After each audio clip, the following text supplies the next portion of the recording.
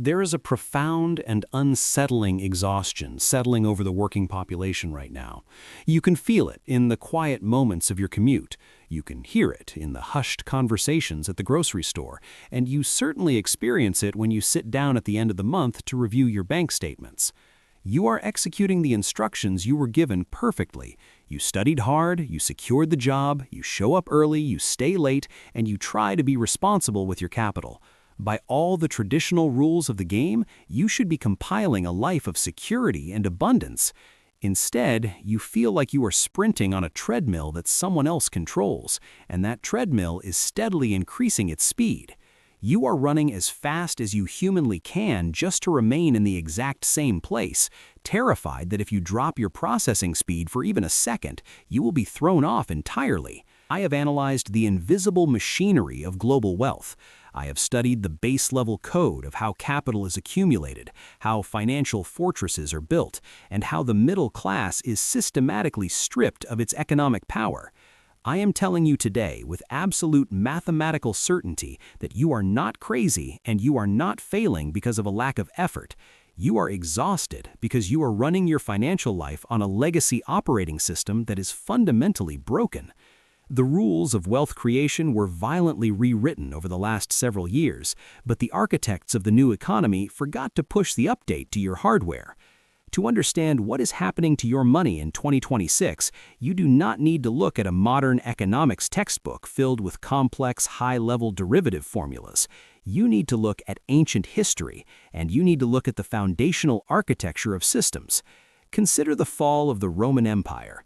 The greatest economic and military superpower of the ancient world did not collapse overnight simply because an invading army breached its borders.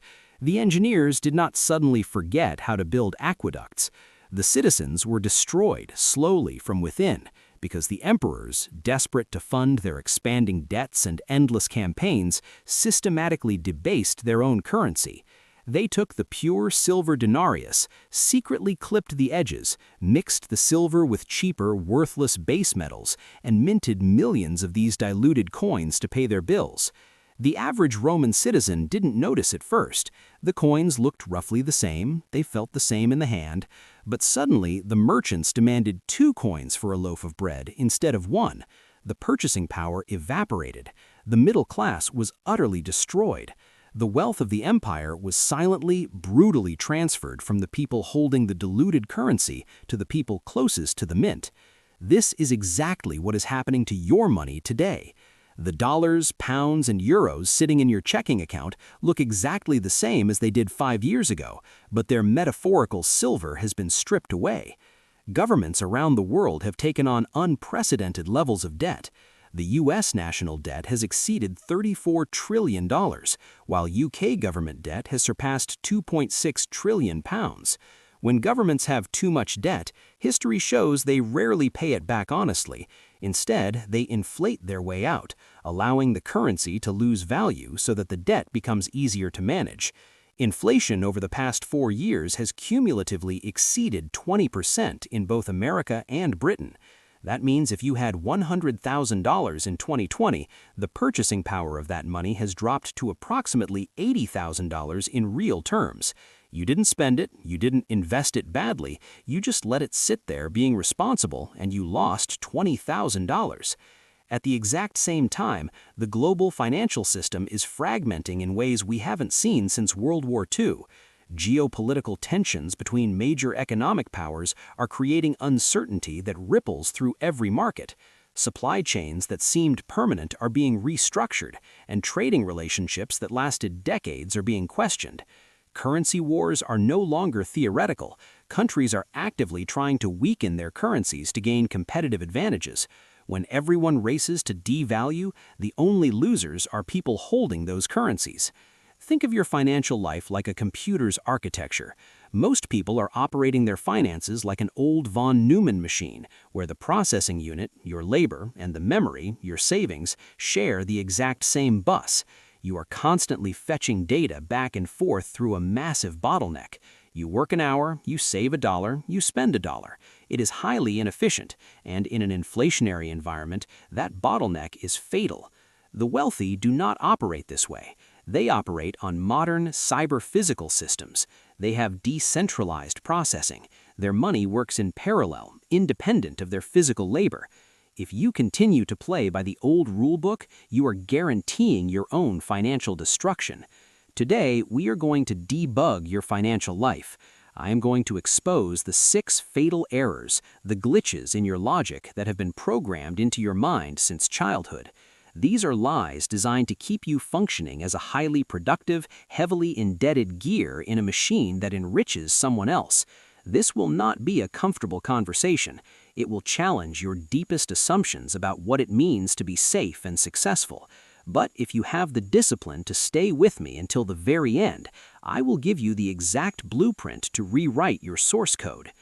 The first fatal error is the illusion of the safe paycheck. From the moment we enter the education system, we are conditioned to seek the holy grail of the middle class, the safe, secure, salaried job. We are told that if we trade 40 hours of our week to a corporation, we will be insulated from economic chaos. In 2026, the concept of a safe salary is a mathematical hallucination. When you agree to a fixed salary, you are pricing your labor in a currency that is guaranteed to depreciate. Wages are inherently sticky. When the cost of housing, food, energy, and insurance skyrockets, your employer does not immediately walk into your office and offer you a massive raise to protect your standard of living. Corporations protect their profit margins first, their shareholders second, and their employees last. If you rely exclusively on a salary, you are fighting a war of attrition that you cannot win. Your income walks up the stairs while the cost of living takes the elevator. You are trading your finite, irreplaceable human lifespan for a currency that is melting. The wealthy do not rely on salaries. They rely on the ownership of productive assets, businesses, real estate, equities that possess absolute pricing power. When the currency is debased, the prices of their assets adjust upward. They are shielded from the system error. You are entirely exposed to it. The second fatal error is the fiat memory leak, the myth of saving cash. This glitch is particularly cruel because it preys on the financially prudent. Millions of hardworking people are terrified of the stock market. They view investing as gambling, so they do what they believe is the responsible thing. They save their money in a traditional bank account, earning somewhere between 4 and 5% interest. They look at their balance, see that the nominal number hasn't gone down, and they feel a false sense of security. In an inflationary environment, cash is not a risk-free asset. It is an asset with a guaranteed negative real return. It is a memory leak in your system architecture, quietly draining your resources in the background until the entire program crashes. If you have $50,000 sitting in a savings account, but the true rate of inflation is running higher than your yield, your purchasing power is evaporating. You are paying the bank a fee to slowly erode your life savings. Let me be absolutely clear. You must maintain strategic liquidity for opportunities and emergencies. I recommend maintaining at least 6 months of essential expenses in highly liquid form, not invested, not tied up in assets that could take months to sell, available immediately. This isn't money you're investing, it's insurance, and it's buying power for emergencies and opportunities. But any dollar you hold beyond your emergency reserve is a dollar that is being silently confiscated by the system. The middle class tries to save its way to wealth. You cannot outsave the printing press. You must trade the depreciating currency for appreciating ownership stakes in productive enterprises. The third fatal error is the normalization of the plastic lifestyle, destructive leverage. The financial industry has executed a brilliant and devastating psychological operation on the modern consumer. They have fundamentally shifted the way people view the cost of goods, training the middle class to stop asking, "How much does this cost?" and to start asking, "How much is the monthly payment?" This is the architecture of modern slavery. When you finance a depreciating asset, a $60,000 luxury car, a vacation, a designer wardrobe, at exorbitant interest rates, you are not just making a purchase, you are mathematically destroying your future. Compound interest is the absolute law of financial physics. When you invest, it builds empires. When you borrow for consumption, it builds prisons. There is no legitimate investment on earth that will guarantee you the return required to outpace high-interest consumer debt. It is a fatal exception in your code. The wealthy view consumer debt with absolute visceral disgust.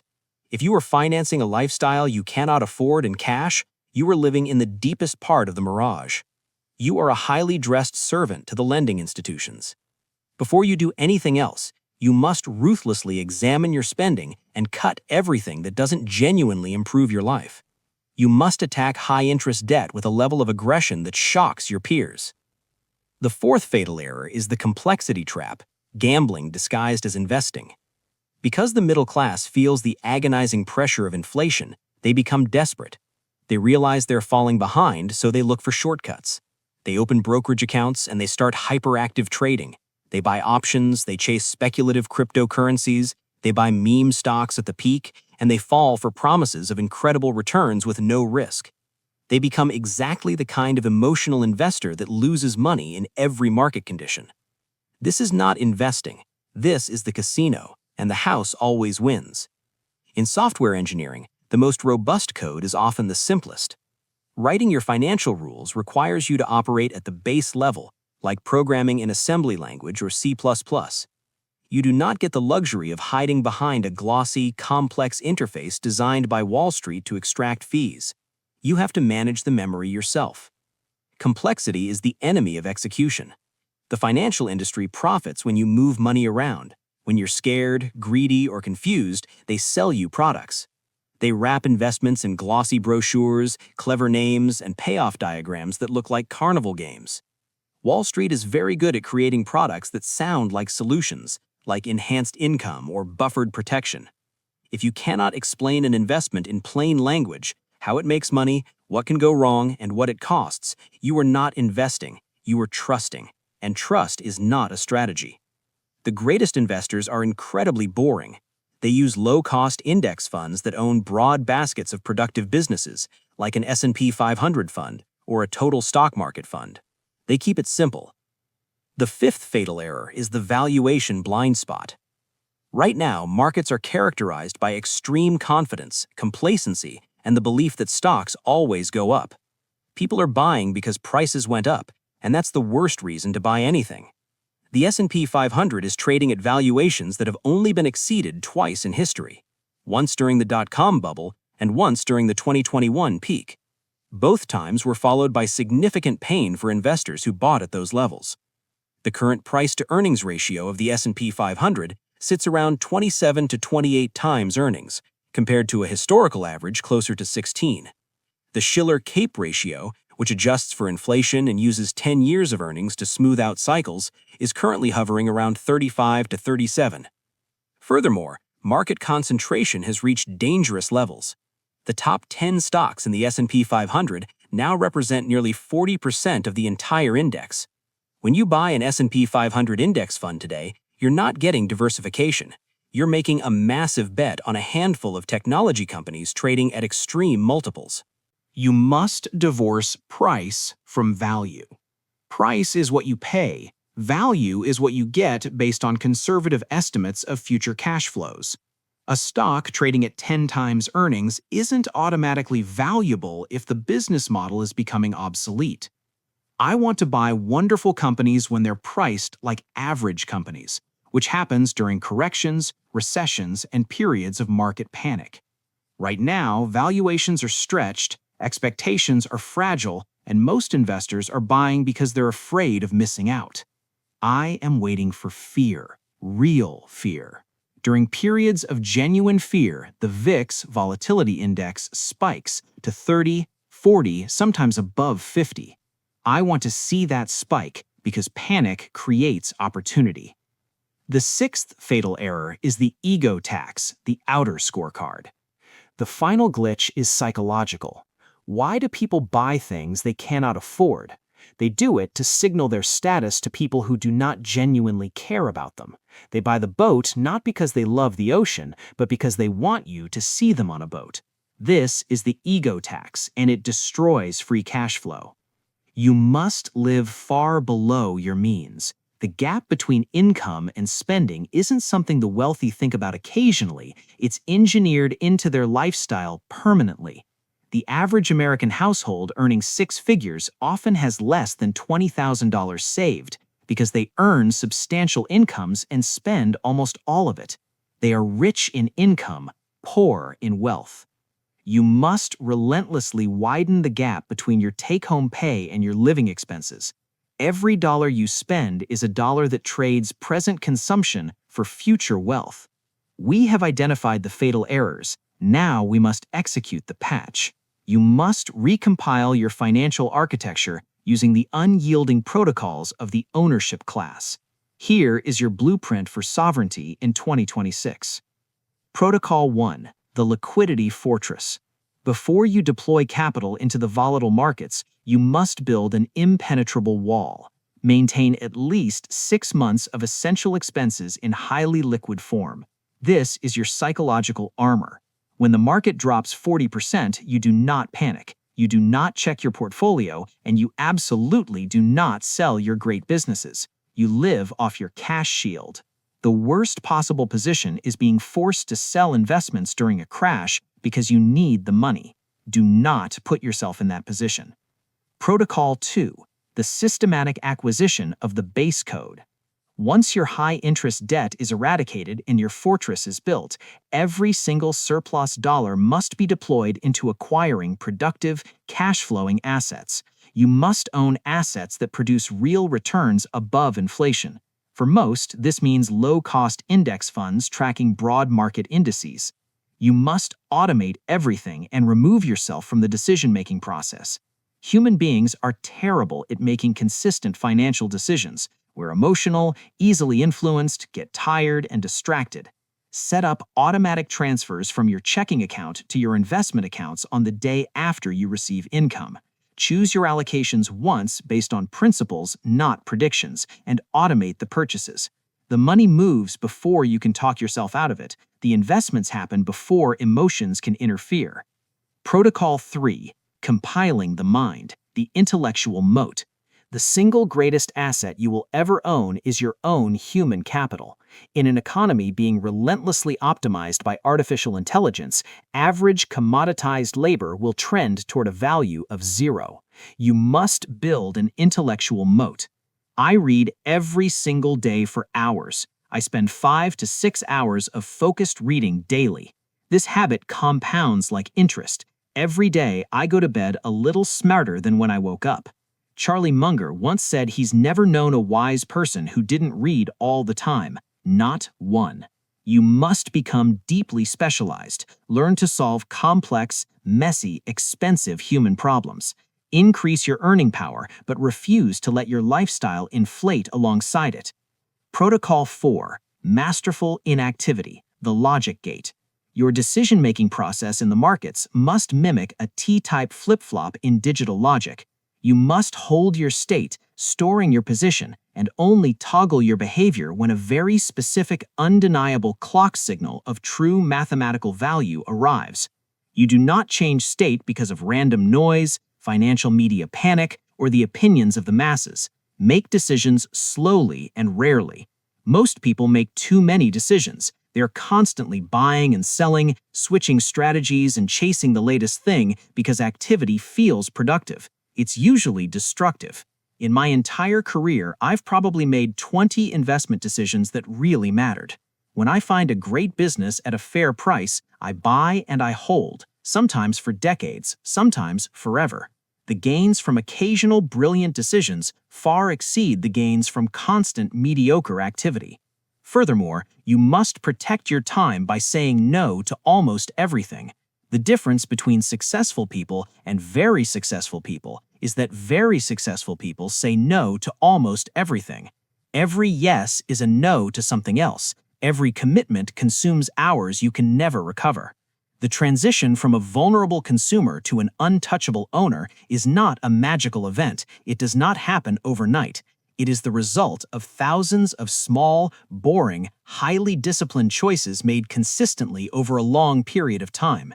It is the courage to look average today so that you can be extraordinary tomorrow. It is ignoring the manic swings of the market, turning off the financial news, and focusing entirely on the relentless accumulation of productive assets. The architecture of 2026 is unforgiving. The divide between the owners and the renters is widening into a canyon. If you continue to run the old code, you will be left behind. But you now possess the manual. You know the glitches to avoid, and you know the protocols to execute. Take radical, uncompromising responsibility for your own balance sheet. Audit your expenses tonight. Eradicate your destructive debt tomorrow. Build your liquidity fortress. Automate your investments into the foundation of the global economy, and then have the unbreakable, stoic fortitude to sit quietly in a room and let time and mathematics do the heavy lifting for you. The era of easy money is over. The era of the rational accumulator has begun.